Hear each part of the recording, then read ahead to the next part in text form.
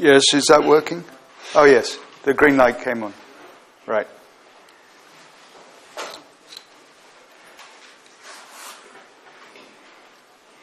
Okay, so no announcements. Not yet. Right. Okay, so good morning, everyone. Great to know that I have an audience that's refreshed after the weekend. So you remember in my last lecture last week, I was talking about classical frustrated magnets, and in particular, how we can describe the low temperature, highly correlated states that you get in these systems. And I spent the second half of the lecture talking in a lot of detail about the triangular lattice sizing antiferromagnet and how you can map it onto a height model. So the great thing about this mapping onto a height description is that once we've done it, the fact that the system is in a ground state is entirely encapsulated in the fact that this height field is single valued. And then we can think about coarse graining, and I talked about how power law correlations could come out of that description.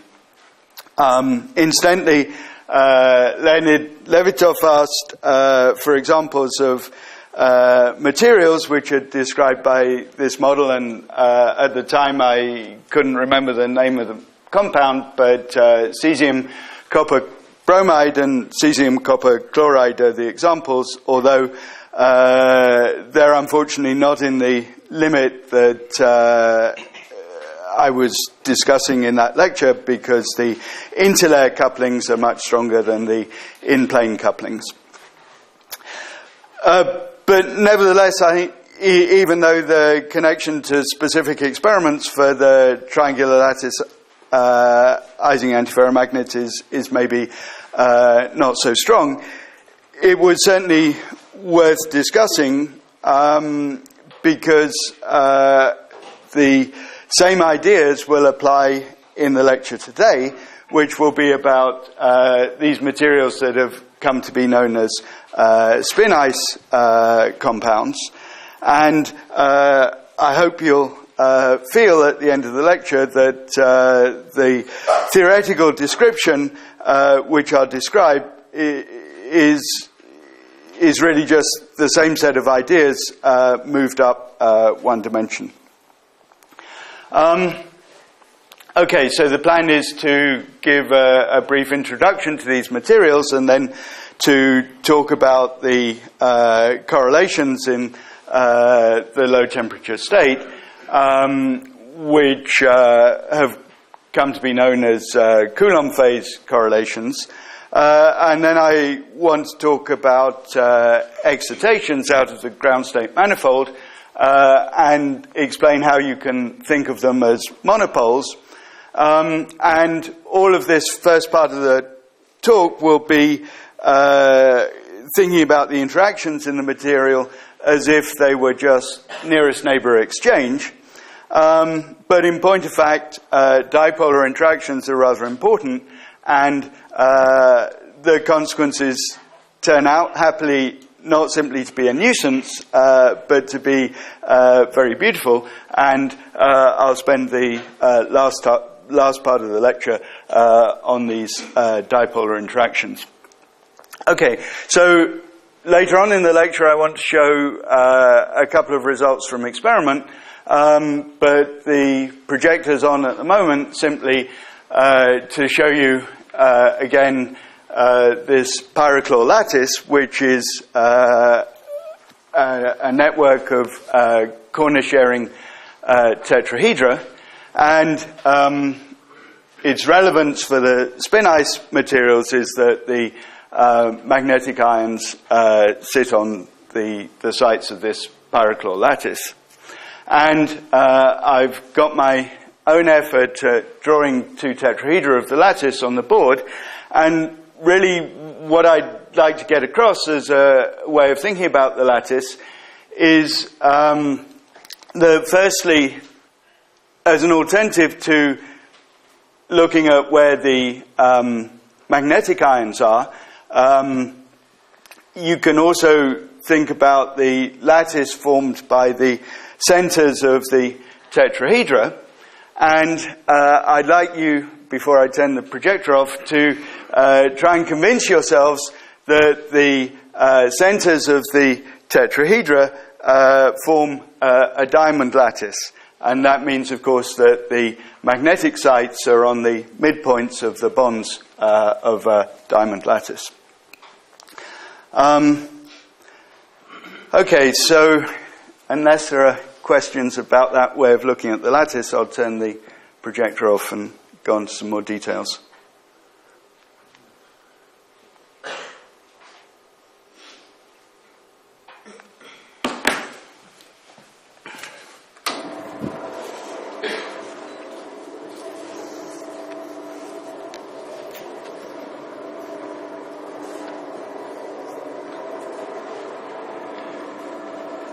Okay, so the main materials,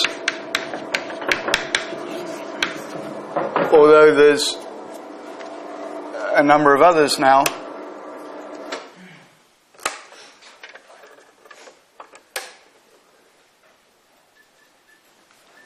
the main materials are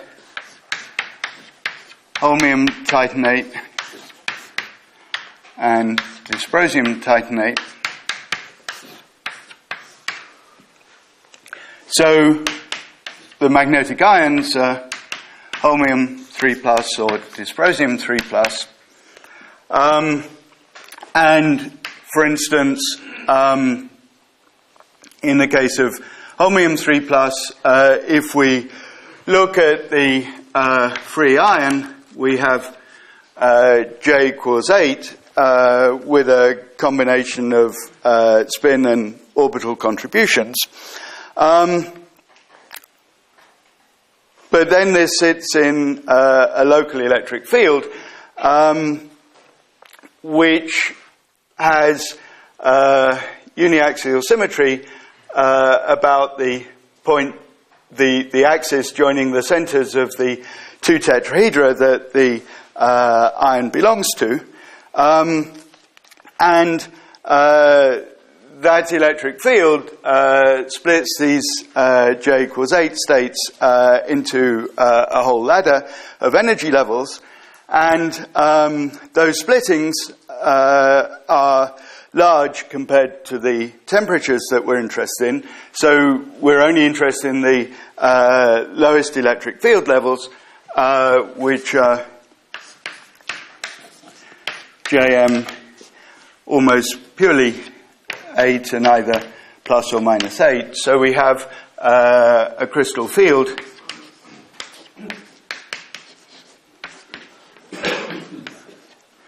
ground state doublet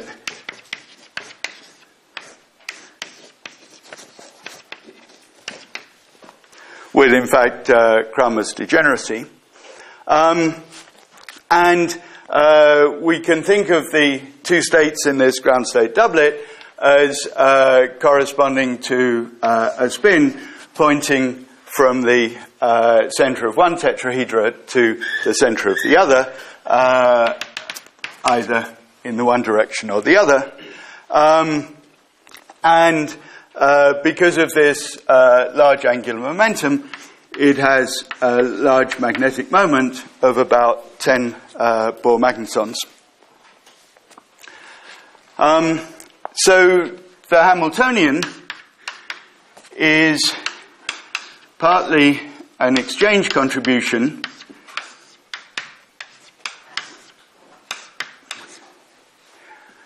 and partly a dipolar contribution. So, of course, a lot of the time you neglect dipolar interactions because you expect them to be small compared to exchange. But on the one hand, this exchange energy turns out to be rather low in these materials, and on the other hand, we've got exceptionally large magnetic moments, and so dipolar interactions are particularly big. So we have some dipolar term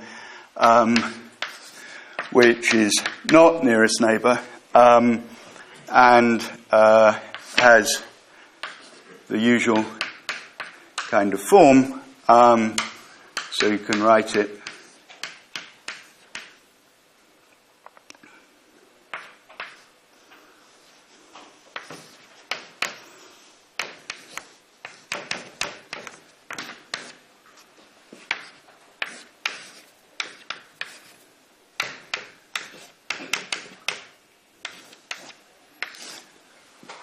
like that.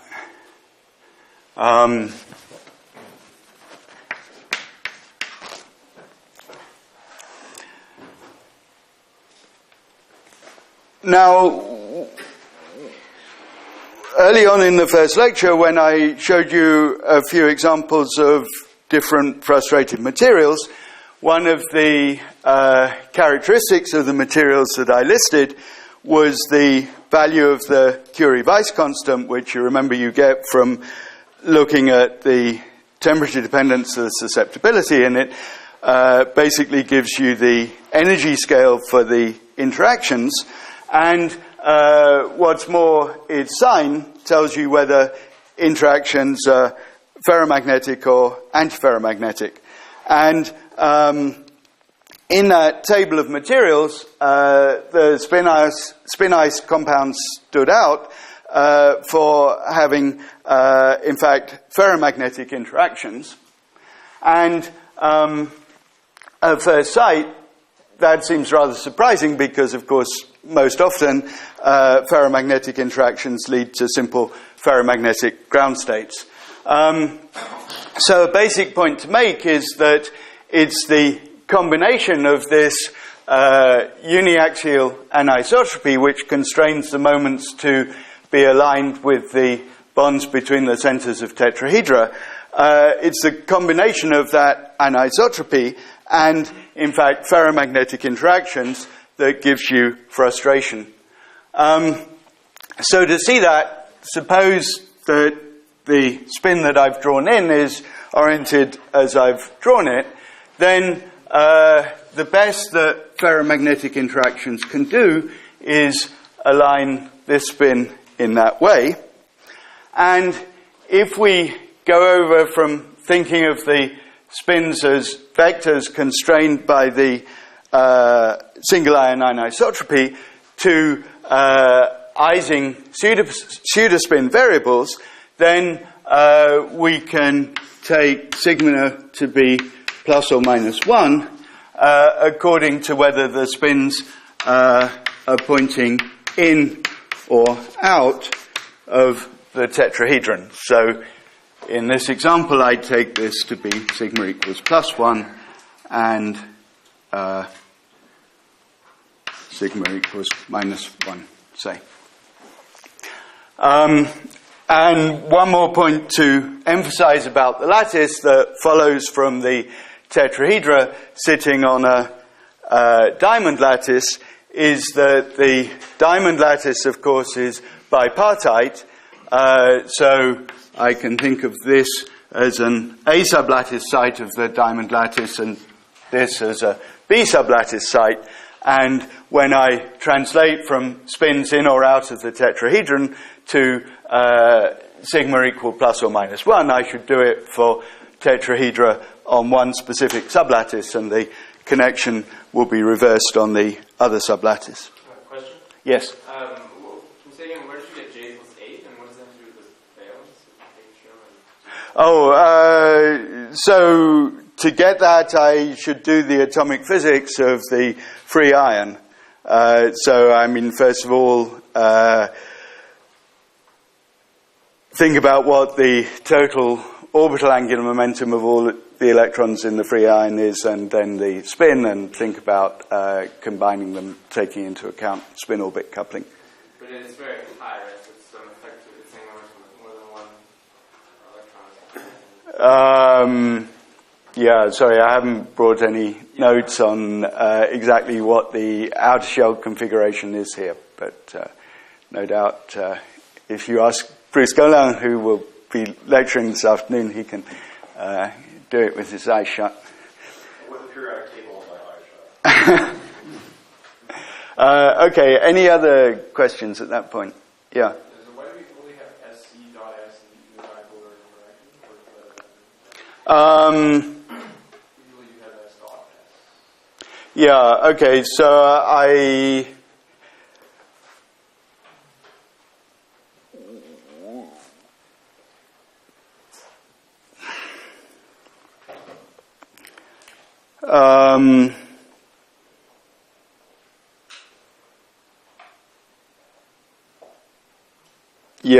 sorry, I'm slightly bothered about whether I've copied my notation down consistently. I need to build into this Hamiltonian somewhere the fact that the spins are constrained to lie along these axes, and I actually forget whether these are local z-axes oriented with the anisotropy, or whether I should have been taking vector spins here. But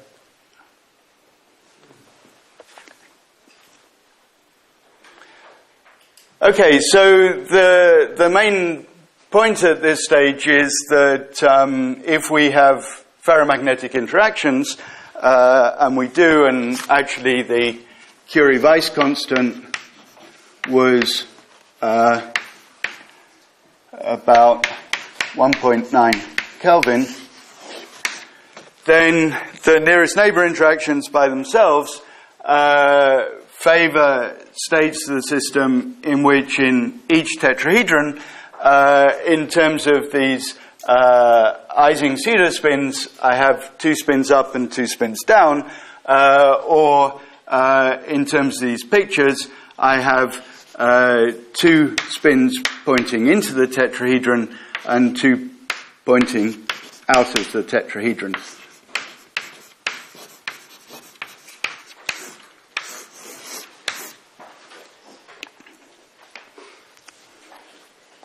So, as I mentioned, the dipolar interactions are important, but for the moment we'll leave those on one side and just think about the nearest neighbor model in which we have this constraint for the system to be in a ground state.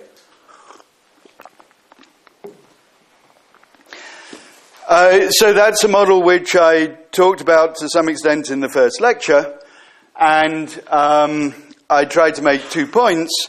Firstly, we have an extensive ground state entropy, and secondly, actually, you can see that entropy in heat capacity measurements, and the missing heat capacity, missing entropy when you cool a system down corresponds quite well to the simple Pauling estimate of how much it should be. Sorry, these ground states between 2 out, they are ground states no matter what the ratio of D over J is. Right. So I really want to forget about dipolar interactions for the moment and then just focus on the nearest neighbor model and then their ground states with no more to say. Okay. So what we want to do now is the exact analog of the things that we did for the triangular lattice Ising antiferromagnet. That's to say we want to find a description of these ground states that builds in the 2-in, 2-out constraint.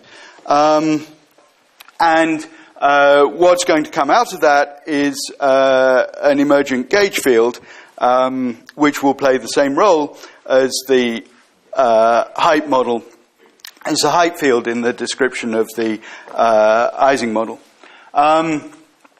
And to try and emphasize that these ideas are not absolutely tied to the pyrochlore lattice, which probably seems rather exotic, I want to introduce a bit of general terminology.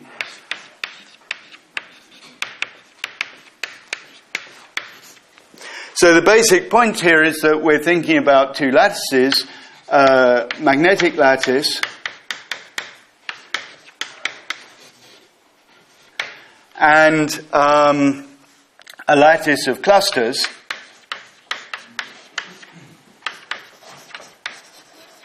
which in this example of course, correspond to the pyrochlore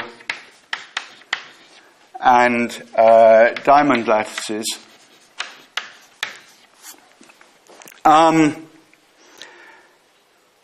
And in other areas, these two types of lattice go under different names. So this is sometimes called the parent lattice. The parent lattice for the magnetic lattice. Or in graph theory, people talk about a graph, call it B, and then a line graph,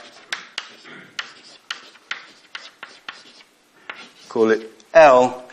So you get the line graph from a graph by taking the midpoints of the links on the graph and drawing bonds between them if those two links share a site in the original graph. So if we start with the diamond lattice and take two bonds, we draw a link of the pyrochlore lattice between the midpoints of two bonds which share a site on the diamond lattice.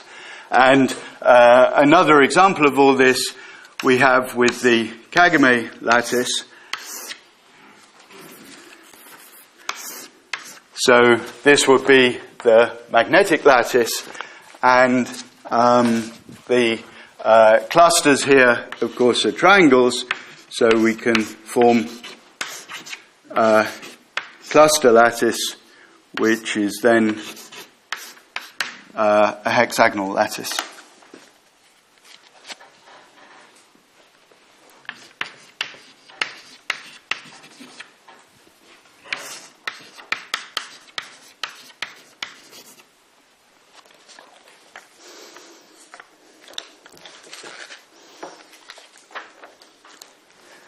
Okay, is that clear?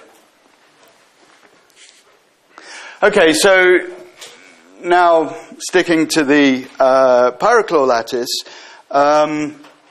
in order to have the analog of a height field in this three-dimensional problem, what we in fact want to do is to define a vector field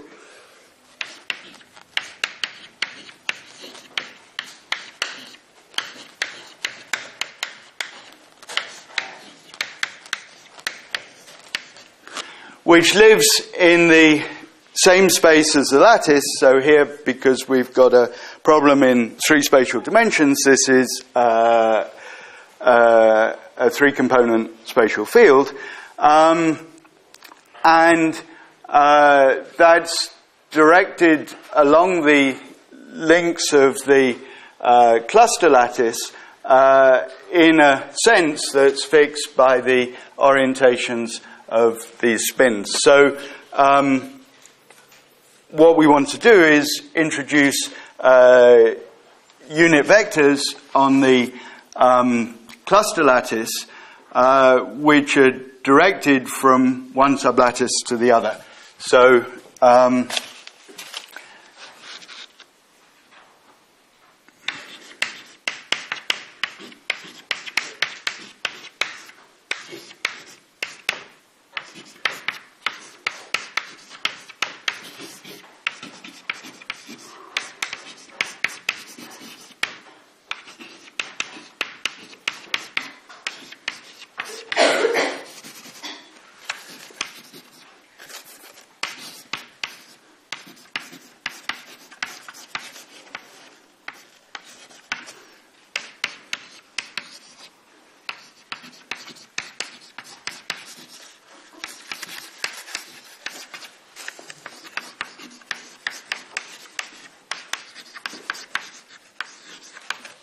and I should have emphasized this earlier, but there's one crucial property that we're using of the cluster lattice, and that is that it's bipartite. That enables us to set up a convention for orientations on these links, which will be crucial in making other things work. And so the things that I'm going to say from now on are not specific really to the pyrochlore lattice, but they do depend on this bipartite property of the cluster lattice. And the different things that happen when you don't have that sort of bipartite property are something which I'll talk about in the next lecture when I come on to discussing dimer problems.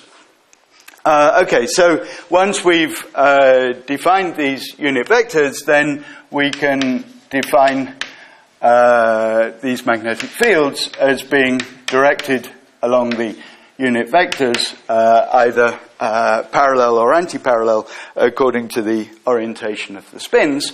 And that means that the 2 in, 2 out states are states of zero divergence for this field. So one way of thinking about it is to say that if we take B dot ds over the surface of one of these tetrahedra, we get 0. Or otherwise, if you like, think of the flux as flowing along the bonds, then we have as much flux flowing in to one of the sites of the tetrahedral lattice as we have flowing out. So, of course, the idea that B is a divergence-free field is the thing that's taking the place of what we had in the triangular lattice, which was the height field there being single-valued. Just by one thing, John, you said that it's directed from A to B sublattice, so it seems to me that if you take a single tetrahedron, and suppose you take 4 out spins, the sum of the B field should be 0 in this case, but am I confused by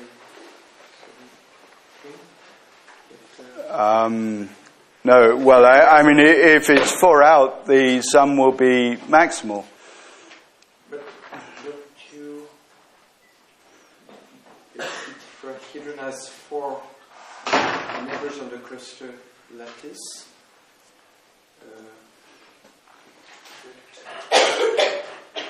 so if I take this picture as an example and have 2 in, 2 out, then I have some flux going in here and some flux leaving there.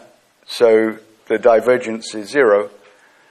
But if I considered an alternative configuration with all 4 spins pointing out of the tetrahedron, then...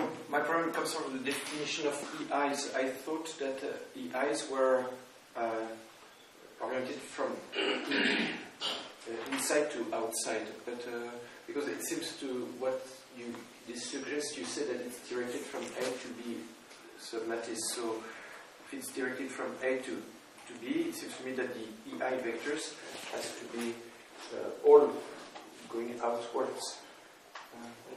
You have sigma I, which is plus or minus 1. Yes.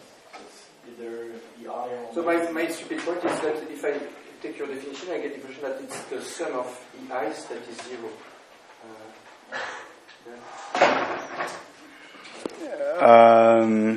So maybe you have to take... Can you do an example on the Kagome lattice? I have no doubt that you can have a choice of orientation so that the ice rule is exactly what you wrote, but is it this precise choice of orientation that gives this result? I'm not sure.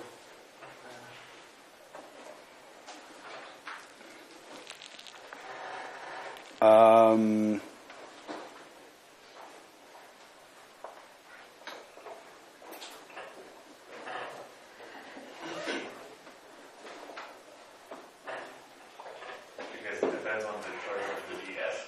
So the DS is also a vector. EI of D is No, is a vector sum. yeah, sure. I know what we're vectors for. And if you take 4 vectors that for instance, if you take a sphere and all vectors are normal to the sphere going outwards, the sum of all these vectors. No. Okay. No. Yeah. Yes, that's okay. That's because of yes. Okay. Yeah. Very good. Thanks. Okay, I was getting nervous, but right. It's not a vector sum. It's a vector sum with orientation. Well, it's yeah. I mean, it's with a ds, which I think of as a surface enclosing the tetrahedron. Yeah. Okay. So I mean, the S is the EI. Yeah. Okay. Yeah. Okay, so thinking back to the example of the triangular lattice, the next stage was to imagine some local configurations so that we could get some guidance about what would happen when we coarse-grained the height field, and we want to do the same kind of thing here. So let me draw a couple of pictures. But to have pictures that I'm capable of drawing, I'm going to take this 2D version of the pyroclore lattice, which is a projection onto a plane of one layer of tetrahedra. So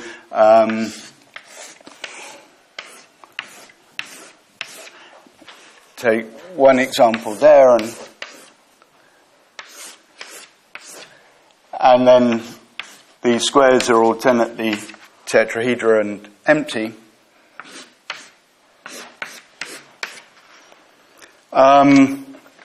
So one possibility would be to have spins oriented like this.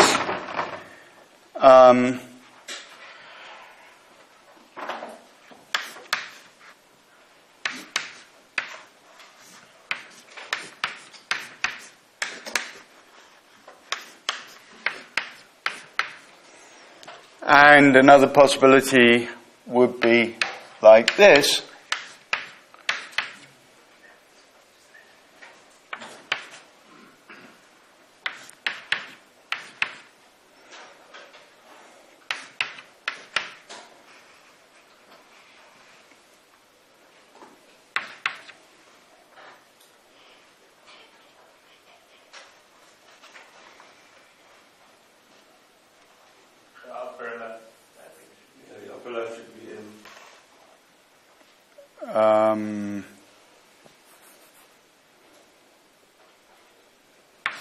Thanks.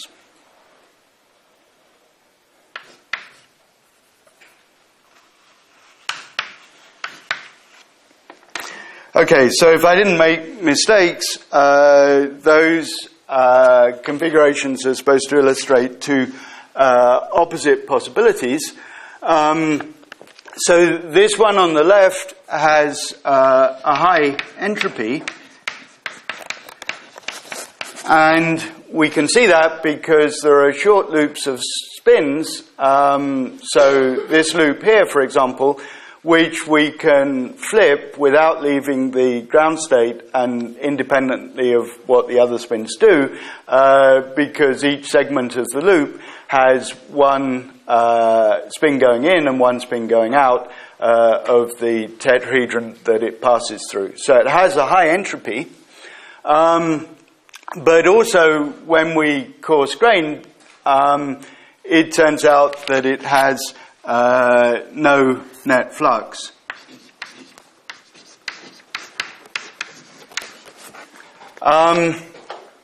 Whereas this combination on this configuration on the right has a low entropy, because if we, for instance, wanted to flip these two spins, then we'd have to go on flipping a whole long chain of spins. So it has low entropy.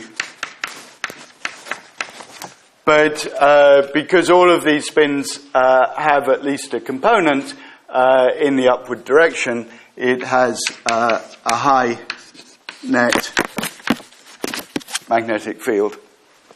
So we can make the same kind of guess for an entropic weight of coarse-grained field B on configurations that we did for the height model. and simply try and suppress the configurations that have large coarse grain B and small entropy.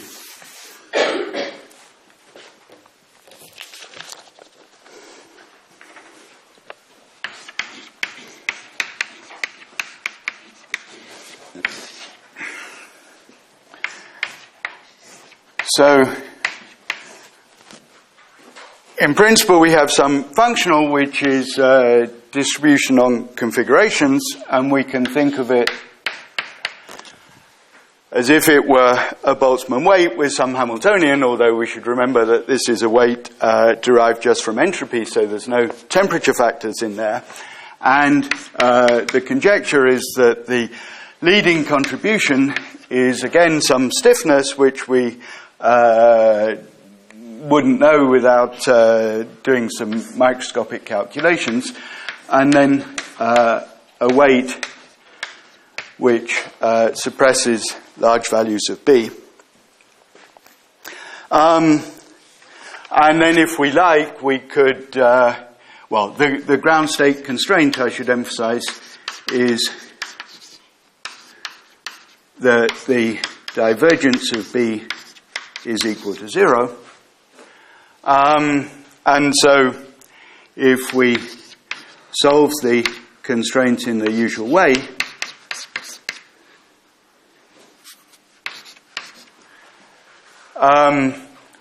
we could write this as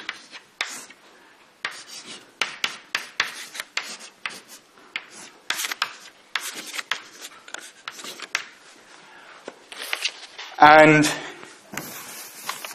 we can make that look just like the height model, but in one dimension higher.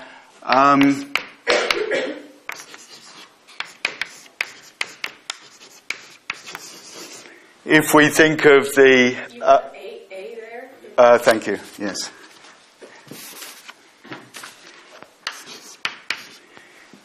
If we think of the height model field as related to a vector potential,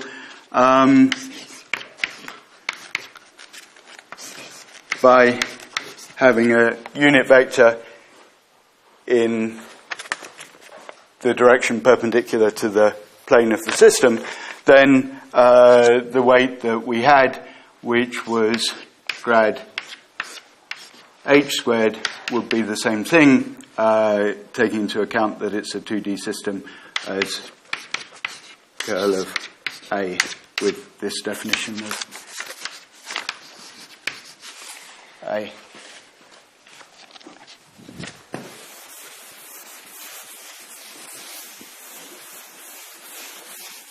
So this C in the Hamiltonian is the sum of all the B's in a single. Yeah, so it's coarse-grained in to some extent. Okay. So in the left lattice which you write, it would be 0, and in the right one. Precisely, yes. Yeah.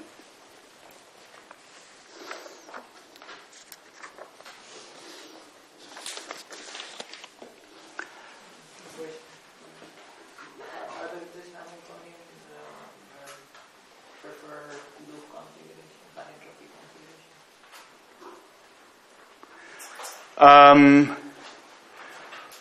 Well, so first of all, this constraint builds in the fact that we're in the ground state, and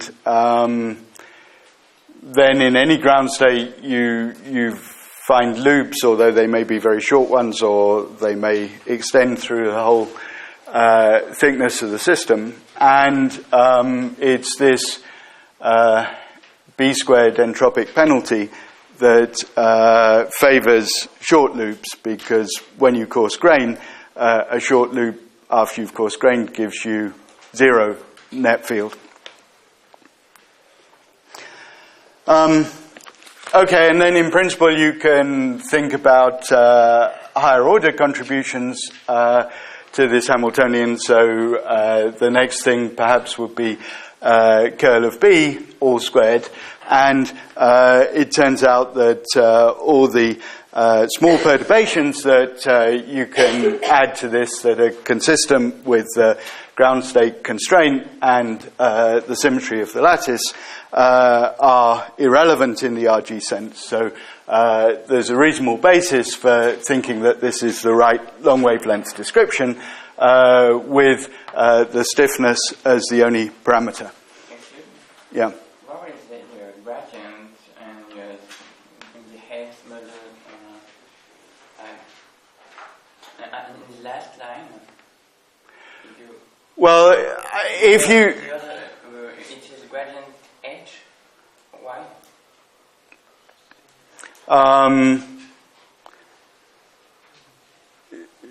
So this is in the height model. This was a two-dimensional gradient, and if I write a vector potential in this form with H as a scalar and take its curl, then it reduces to that. I mean, if you just put these definitions in, you'll find it's true. I can talk it over in the break if you like.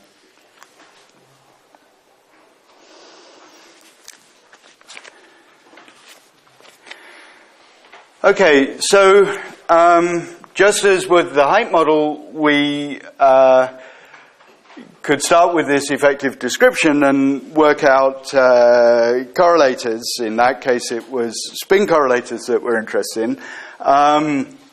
We can do the same here, and again, ultimately, it's spin correlators that we want, but now, because the orientation of a spin corresponds to the flux going along that bond, the information about spin correlators is contained directly in field correlators. So the consequences of this effective description are going to be in the correlators between different components of spins at different points in the space. So if we didn't have the ground state constraint that the divergence of this field is zero, then we'd have a weight which was just Gaussian and purely local. So without the ground state constraint, B would be delta function correlated in real space. But the fact that we have this ground state constraint means, in fact, that there are parallel correlations in B. But since we have a Gaussian theory, those are easy to work out. So what you find when you go through the details of the calculation are that this correlator has a dipolar form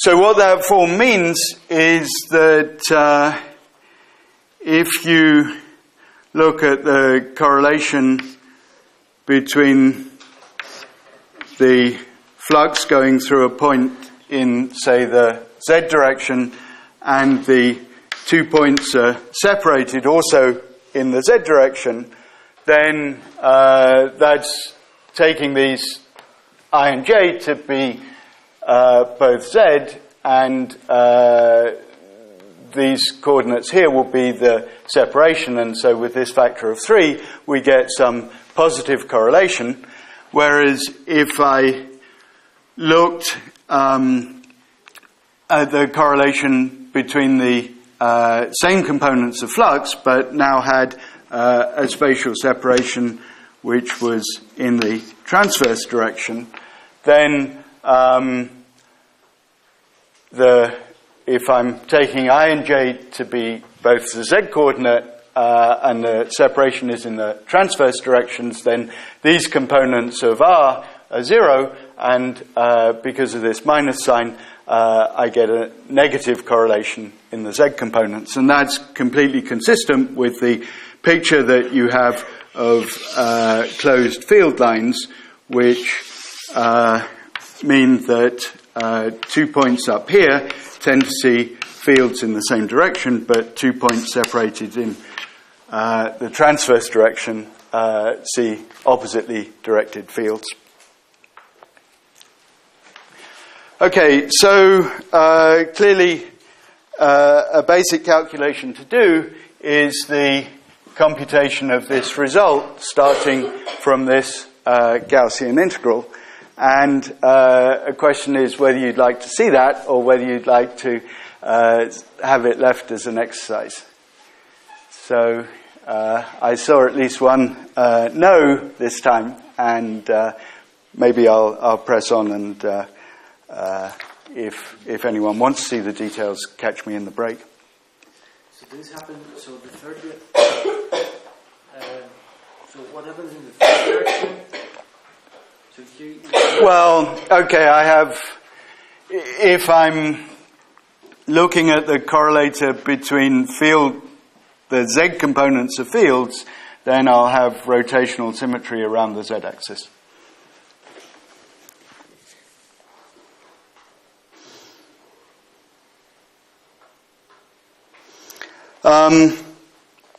Okay, so next I'd like to say a little bit about how that links to experiment, and actually in those few slides that I had in my first lecture on different examples of experiments on frustrated magnets, one of the slides was of neutron diffraction from holmium titanate, and I could show that again in a minute.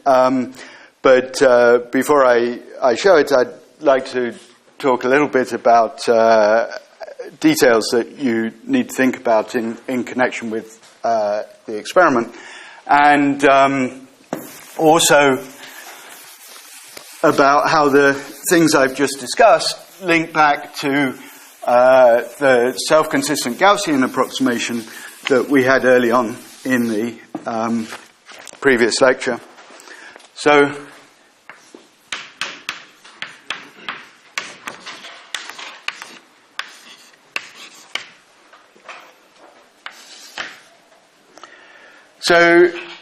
within the self-consistent Gaussian approximation, we had the correlator between spins at two sites was given basically by the inverse of the interaction matrix.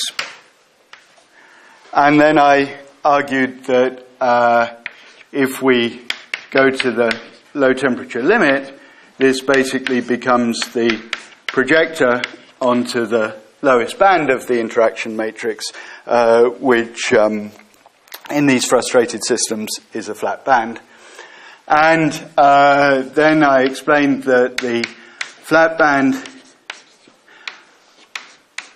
eigenvectors obey the constraint that the sum of amplitudes within each frustrated unit is 0.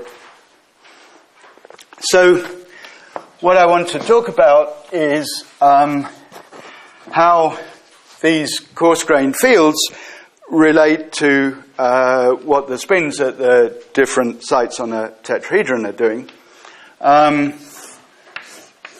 So I want to use a particular numbering and so on.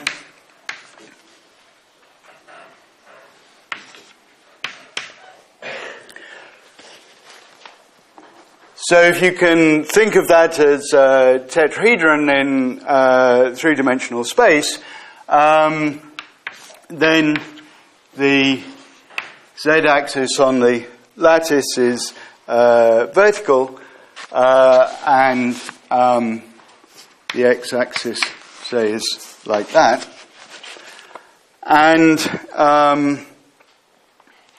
locally, we have orientations or perhaps statistical averages of spins at these 4 sites.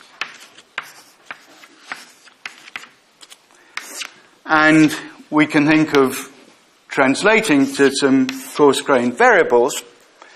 And for instance, the sum of these 4 spins is going to be magnetization of the frustrated unit, which is constrained to be 0 in the ground state. So the entries for a transformation matrix will be unity to get the magnetization. And if we want, say, the x component of the flux, then if the spins are oriented like that, then we have flux that's all in the x direction. So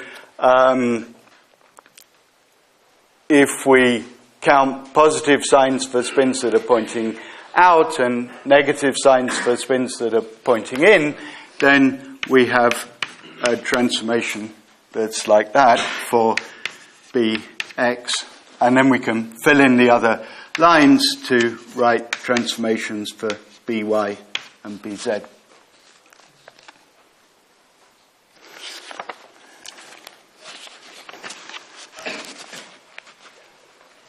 So now we want to think how we can use the information that we have about the universal part of the behavior of the system when we go to experiment. So the idea is that the universal information is long distances, small wave vectors. And if we just go naively to small wave vectors, then we should be adding together all these spin components in phase. And so we'd focus on the magnetization, which of course is constrained to be 0 in ground states.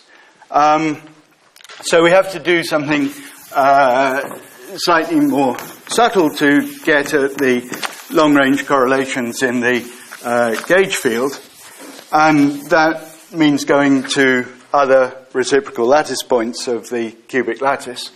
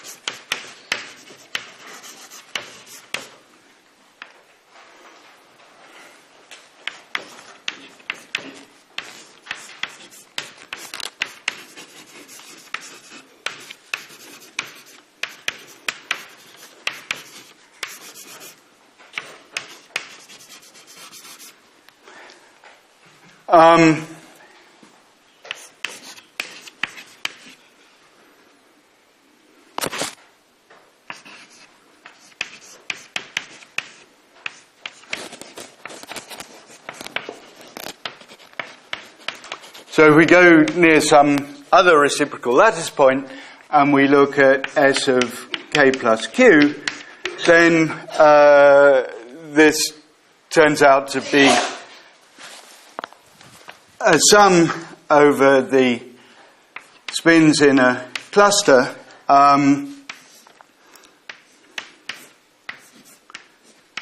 with some phase factors which are to do with the locations of the spin sites on the lattice, and then these phase factors can be plus or minus 1 depending on which reciprocal lattice point we're looking at, and they supply the plus and minus 1s that we need in order that we can pick out the contributions to B rather than the contributions to the magnetization.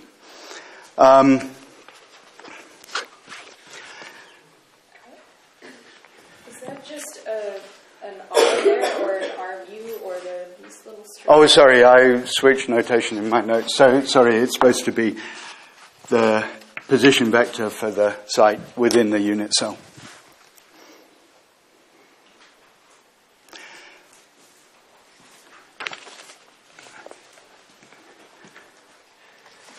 So if we look,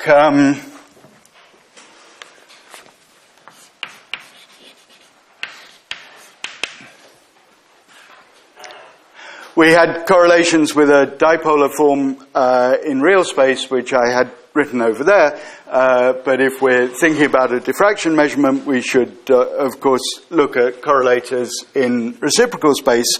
So if I look at the correlator of the z component of this effective field at some wave vector q, then it translates in reciprocal space to a form like this.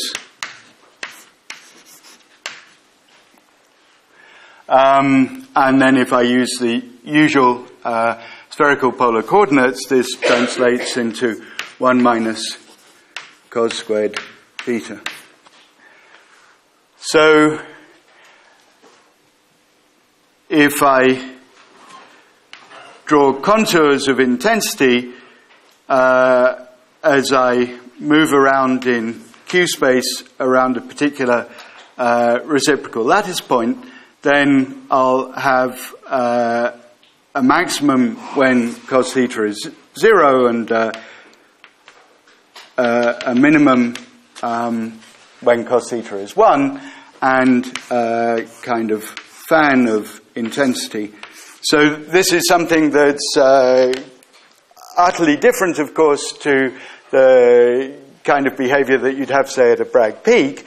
There's no divergence in intensity anywhere, but you've got structure that's, in this ideal case where we're constrained to ground states, absolutely sharp in reciprocal space and reflecting these long-range correlations. And that's more or less what you see in experiment. And I'll show again that slide I had of the experiment on holmium titanate. But I think I'd like to show it at the end of the lecture, together with another result from experiment. Okay, so any questions about any of this? Yes? Yeah, so originally B is a Z2 variable. So, so can I think of it as a U1 case D reverse a case space, but somehow these calculations seem to show that the Z2-ness of the B is not added. Right. So it sort of looks, I mean, obviously we start off with Ising spins, so to that extent we clearly start with something that looks as if it's Z2. But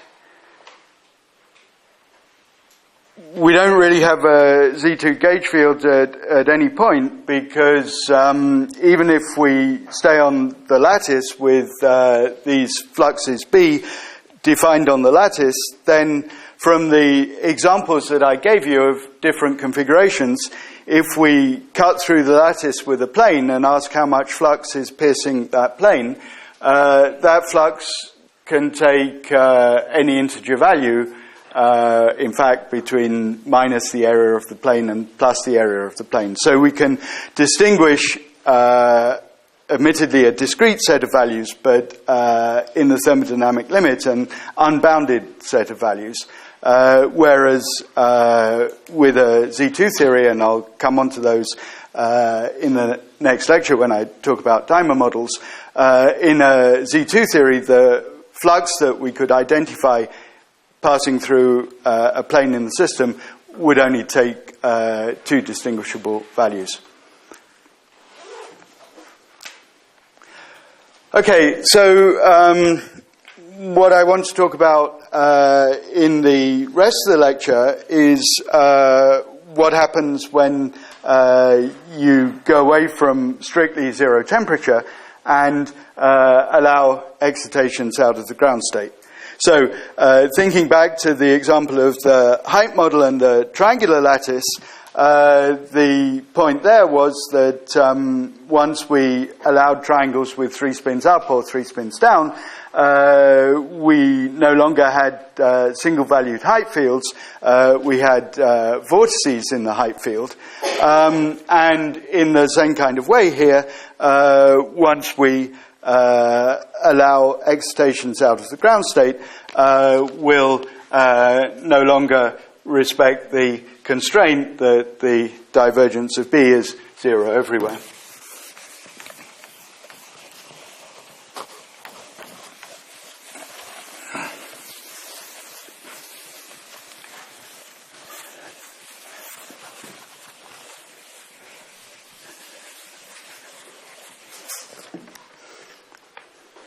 So, of course, if you relax that constraint, then the places where the constraint is relaxed are places where there's sources or sinks of this flux, which we can call monopoles.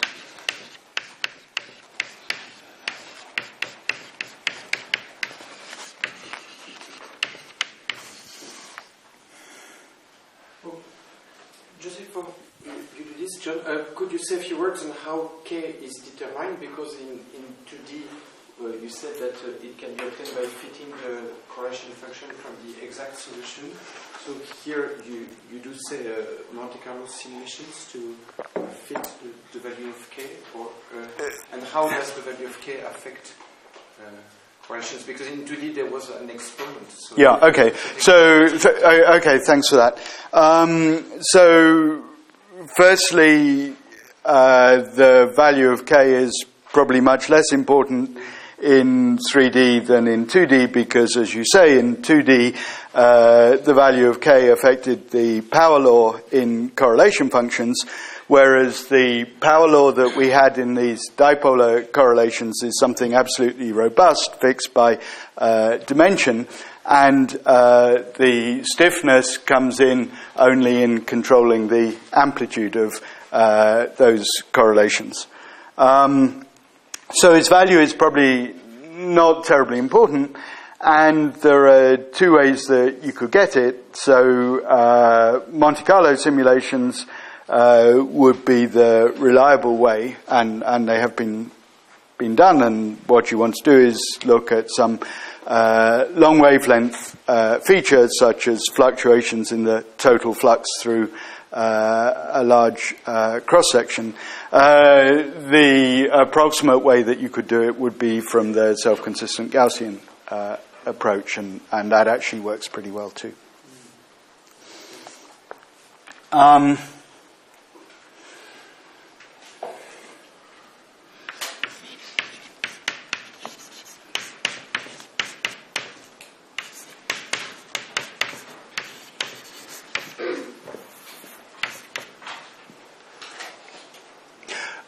Okay, so probably the best way to explain this, if you haven't seen it before, and apologies for those who have, is simply to draw some pictures.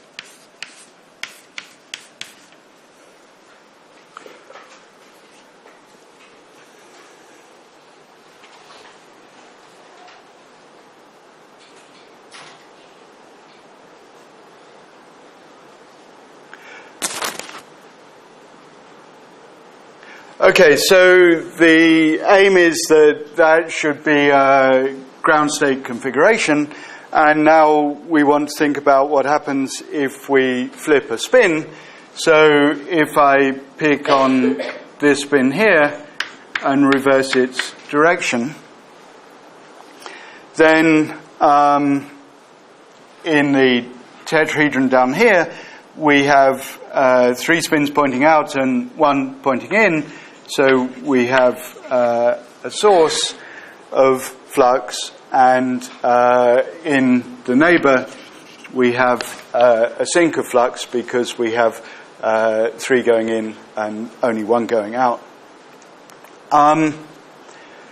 So by itself, perhaps that wouldn't be so exciting, but the next crucial point is that this is not a single localized excitation.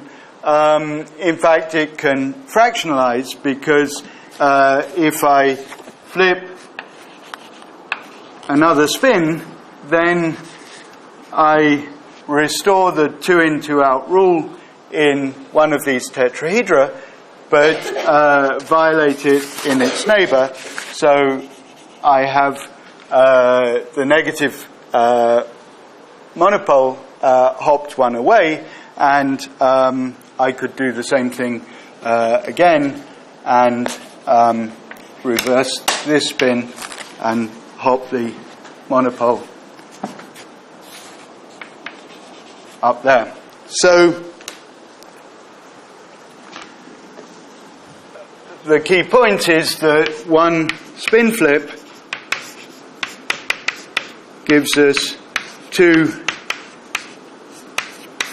fractionalized excitations, which are sources and sinks for B.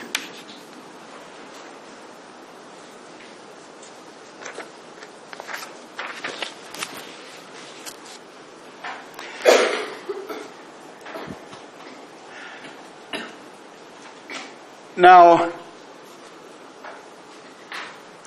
I demonstrated that you can flip spins so as to hop these 2 monopoles apart from each other.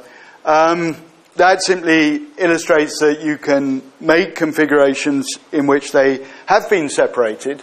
But there's a more serious question that you have to think about before you can be convinced that they will actually separate. Because we need to ask what the effect is of averaging over all the configurations of the other spins when the excitations have a certain separation. And the point is that it could be that the entropy of the background spin configurations in the presence of these monopoles is heavily suppressed when the monopoles are widely separated, and that might lead to confinement. So the key question then is about confinement.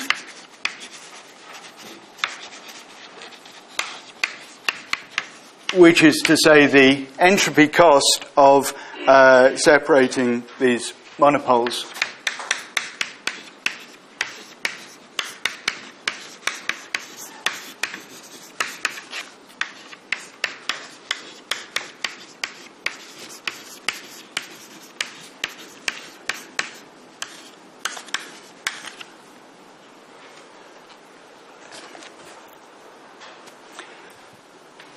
But fortunately, with all the things that we've set up at this stage, it's very straightforward to see what that extra entropy cost is going to be. So the thing is that in the presence of a separated monopole-anti-monopole pair, we necessarily have some of this emergent flux in terms of flux lines joining them. So we get some extra contribution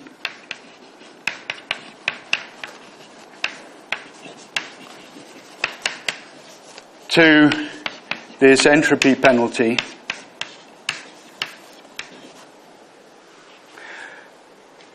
But of course, we're perfectly used to thinking about what happens when we have contributions like that in a theory, because if we think about electrostatics, we can ask about the energy cost to separate a positive and negative charge, either by thinking about the energy density associated with the corresponding electric field, or in the elementary way in terms of the electrostatic potential between the charges. So this is in terms of the field, but if we go to the electrostatic point of view, we get a cost which is just K on 4 pi times the Coulomb potential between the oppositely charged monopoles. So the key thing about this is that it falls off at long distances like 1 over r, and I suppose it's an attraction since they're oppositely charged, so I should have a minus sign in there. But if we start off with the charges at one lattice spacing and separate them further to infinity, then we only have to put in a finite amount of energy, or really it's entropy here, to separate them to infinity. So the answer to the question about confinement is that these excitations are deconfined. You say that when we study the ground states, the other term in H are irrelevant. Here, are we sure that there is no other term that could change once you had monopoles and everything? Or those terms are irrelevant for the study of the ground states remains irrelevant? I think the questions about relevance are the same, because it's the same long-distance theory that you're using to discuss the entropy cost of separating.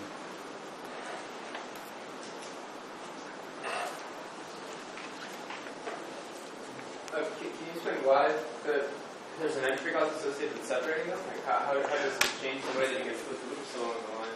Right, well, it would get pretty hard to visualize it in terms of flipping loops, and I claim that this is the power of the coarse-grained description. But at the very least, you can imagine that the possibilities for flipping loops will be different in the presence of a monopole-anti-monopole pair. Like on this square lattice thing, you can't see that there are fewer possibilities to flip loops on the plaquettes that are connecting the two excitations. Yeah, so I guess the basic point is that what we want to do is hold the monopole-anti-monopole pair in a fixed location and flip all the loops in the background. And that at least means that we can't flip the loops that would move the monopoles. So it's telling us something about loops that go through the sites of the monopoles.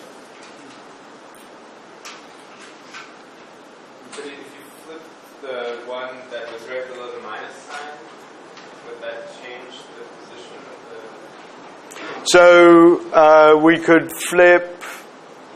In this case, we can flip that loop, but if the monopole weren't there, we'd have had another loop that we could have flipped that would have gone through there. Okay, so I'd like to spend the last 10 minutes on one remaining point, which is very important, which is to go back to these dipolar interactions.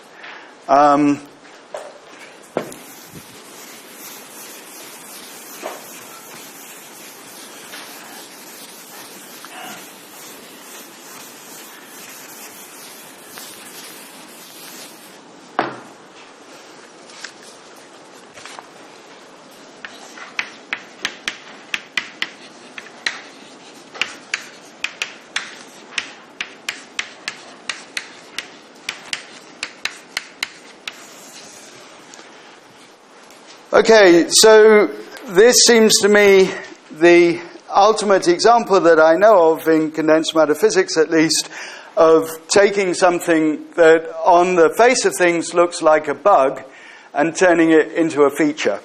So when we include dipolar interactions,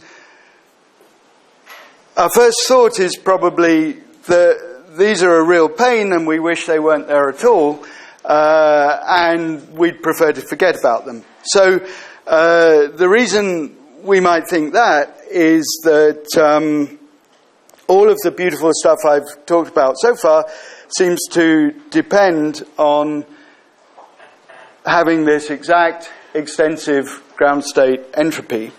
And it's pretty obvious before you do any calculations, although in fact the rather careful calculations have been done, that long-range dipolar interactions will wreck the ground state degeneracy, and so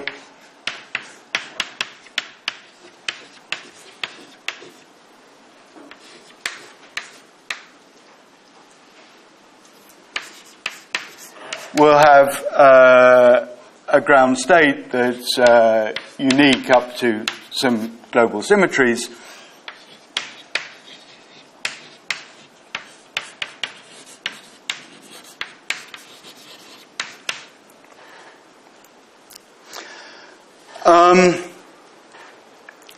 And within Monte Carlo simulations, where you take special precautions using loop algorithms to make sure that you can equilibrate the system at low temperatures, then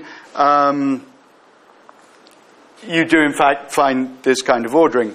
In experimental materials, they generally seem to fall out of equilibrium before you reach this ordering temperature. But anyway, the critical temperature is maybe 10 to the minus 1 of the scale at which this strongly correlated state, which you describe as a Coulomb phase, sets in.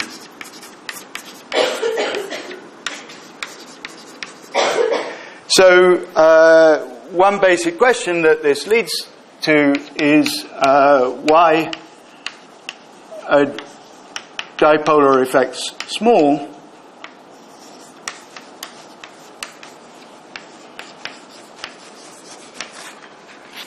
and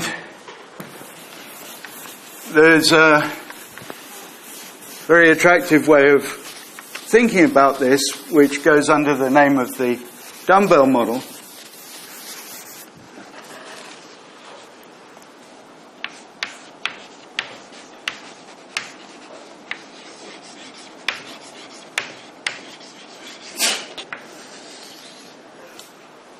Excuse me. Is there a reason to expect that the degeneracy will be lifted completely by the dipolar interactions, or does it just come out of the calculation? Well, it would be a real miracle if it weren't, because as I explained in the technical sense of the word, these degeneracies in nearest neighbor models are accidental, and there'd have to be some remarkable conspiracy for them to survive even second neighbor interactions, let alone dipolar interactions.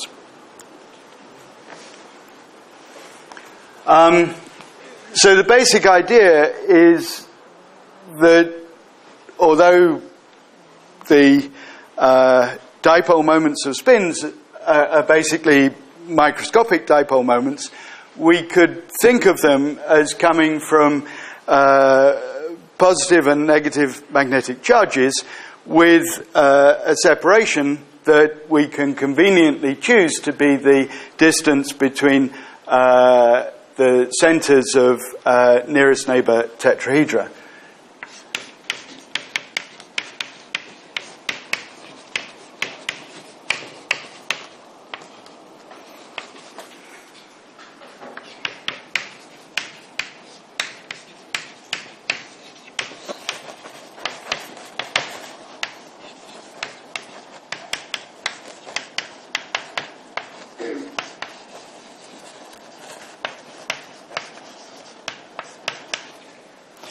So if we then have a tetrahedron with 2 spins out and 2 spins in this dumbbell model,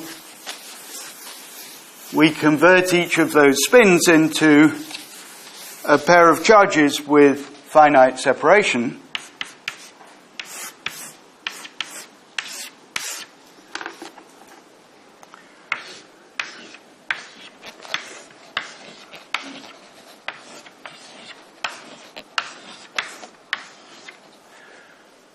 And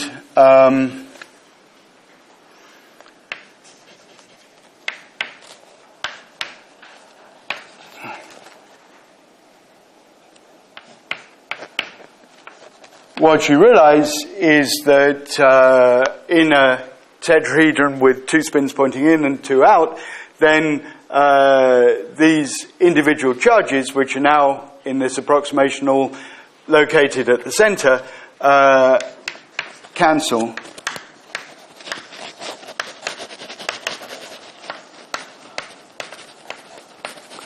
But on the other hand, if we think about monopole configuration, then the cancellation is no longer complete.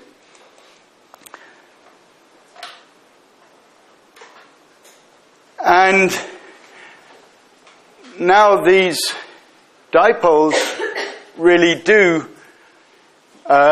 describe the magnetic dipoles on the lattice, and so the interactions between these dipoles will be interactions that are present in our microscopic Hamiltonian. And what that means is that the monopole excitations will have a Coulomb law interaction just because of the underlying dipolar interactions in the original material. So this leads to Coulomb law interactions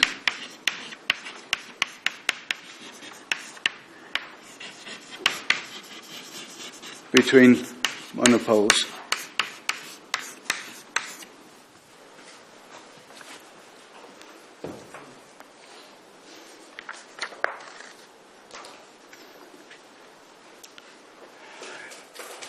And then clearly this step is an approximation,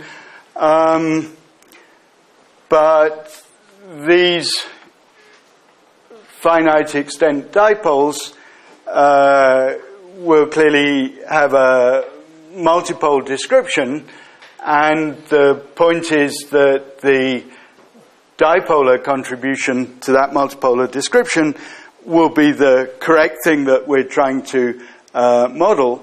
And the higher order multipoles will be artifacts that we introduced by going to dumbbells.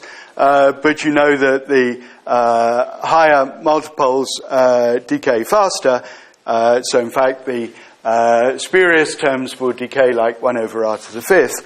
And so it's reasonable that they'll make a small correction. And we even see that in the size of the critical temperature here.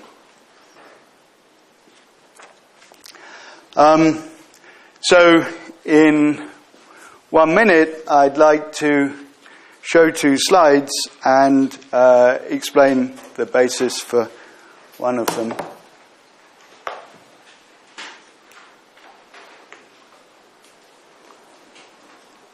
Yep. Okay, so let me explain the basis for the second slide before it comes up. So what you'd like to do is some experiment which is sensitive to these Coulomb law interactions between monopoles. And I should stress one thing.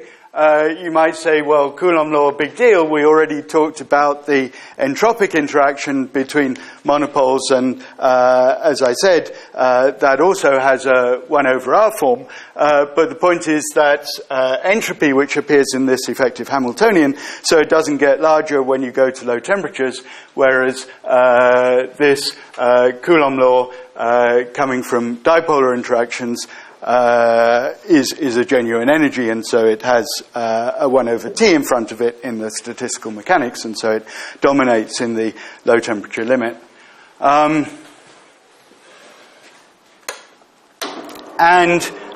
So you'd like to find some situation in which that interaction between monopoles does something identifiable, and it turns out that you can control the density of monopoles, which would be 0 as you went to low temperatures if you did nothing, by applying an external field. Oh, thank you.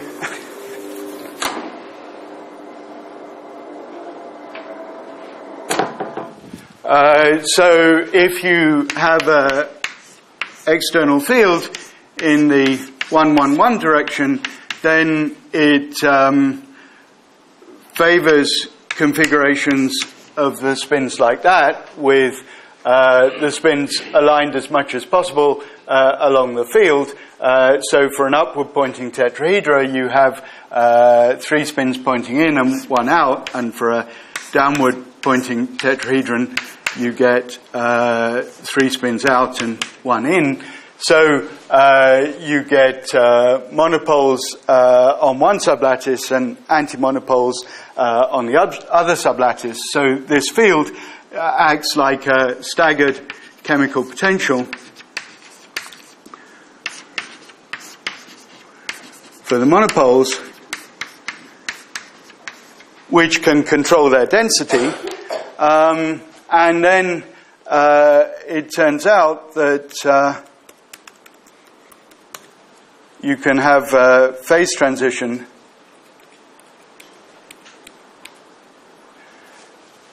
between a high density and a low density phase. So this is an experiment on either dysprosium or holmium titanate, I forget which, looking at temperature and magnetic field, which is controlling the density of monopoles.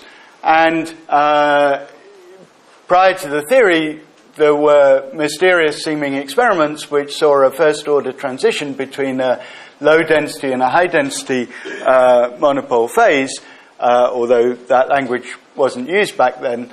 And it turns out that this phase transition is something that you can understand on the basis of these Coulomb interactions, as shown in these simulations. Whereas if you just take a nearest neighbor model, you'd have a continuous crossover between low and high density. And then the final point I wanted to make was to go back to this diffraction pattern, where we're looking at a plane in reciprocal space, and as I explained, the information turns out not to be at the origin in reciprocal space, even though it's a long-distance property that you're trying to probe. Instead, you go to one of the other reciprocal lattice points, and then you see an intensity with this variation that's something like cos of theta as you go around the point, with high intensity in some directions and low intensity in the perpendicular directions. Yes? So you, before when you introduced the 2 in, 2 out thing, you said it's like a ferromagnetic interaction they want in the Isings, when you just do the Ising term. Is that correct? Right. So it's in terms of the original spins, we have ferromagnetic interactions, but then we need to take account of this local anisotropy, and if we translate to a pseudospin description, that's equivalent to an antiferromagnetic interaction for the pseudospins.